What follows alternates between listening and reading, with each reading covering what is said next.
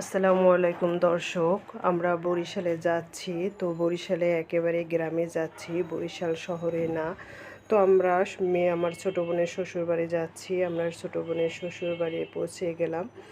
তো এই মাটি দেখলে মনে হয় যে কত পরিচিত। এক সময় আমরা গ্রামে গিয়েছি এবং গ্রামের এই মাটিতে পা দিলাম প্রায় অনেক বছর পরে।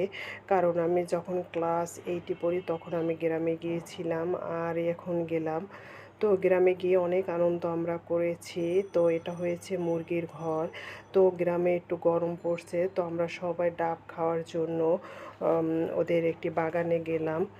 তো এখানে সবাই ডাব খাওয়ার জন্য বসে আছে। তো গাছে একটি লোক উঠছে। তো আমি অনেকগুলো ভিডিও করতে পারিনি, ফাঁকে ফাঁকে অল্প অল্প একটু ভিডিও করেছি। এখানে বাঁশঝাড়, এই বাঁশঝাড় দেখে আমাদের গ্রামের কথা মনে পড়েছে। আমাদের এরকম বাঁশঝাড় ছিল।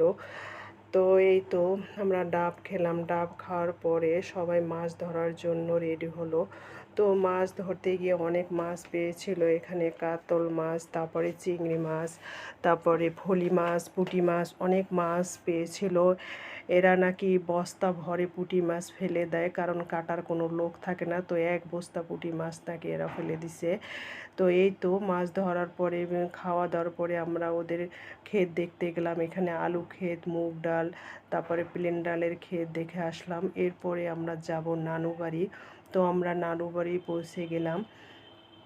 নানু বাড়ি ঢুকে অনেক খারাপ লাগলো, কারণ এই বাড়িটার সামনে একটি বাজার ছিল। এখন 2-1টা দোকান আছে আর সব বন্ধ হয়ে গিয়েছে। ছোটো মামার ঘরে আমরা আসছি। তো আসার পরে মনে হয় যে অপরিচিত একটি বাসায় আমরা আসছি, কারণ সব কিছু অপরিচিত লাগে আমার কাছে। যখন নানা নানু ছিল তখন অনেক গাছগাছালি ছিল, অনেক সবজি ক্ষেত ছিল, সেগুলো মানে চোখে ভেসে ওঠে। তো এই তো নানু বাড়ির এখানে ওই যে দূরে দেখা যায় নানা নানুর কবর, আর যে ওই যে গাছগুলো দেখা যাচ্ছে ওখানে আমাদের জায়গা কেনা, আমার আব্বা কিনেছিল। আর ওটা একটা সরকারি ক্লিনিক, হলুদ একটি বিল্ডিং দেখতে পাচ্ছেন। তো এই তো আমরা এখন বাসার ভিতরে ঢুকলাম। বাসার ভিতরে ঢুকে বাচ্চারা খুবই টায়ার্ড, মানে খুবই গরমে সবাই অস্থির, সবাই একটু আরাম আয়েশ করতেছে। তো বাসার ভিতরে আরও জানি কারা ছিল, আমি তাদেরকে চিনি না। তো আমরা এখন দুপুরে মামার বাসায় খাওয়া দাওয়া করব। খাওয়া দাওয়া করার জন্য এখন এই যে ডাইনিং টেবিল, এখানে আমরা সবাই খাবো। খাওয়ার জন্য সব কিছু গুছাচ্ছে। তো এই তো একেবারে নীরব, মনে হয় যে গ্রামের কোনো শব্দ কিছু নাই, শুধু গাছগাছালি আর 2-1জন মানুষ। এছাড়া আমি আর গ্রামে কোনো মানুষ দেখিনি।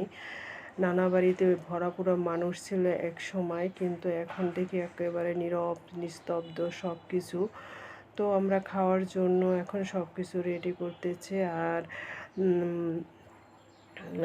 আমার আম্মা নামাজ পড়তেছে এখানে, এটা মামার বেডরুম।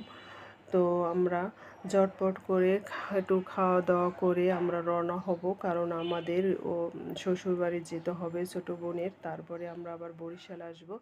তো আল্লাহ হাফেজ।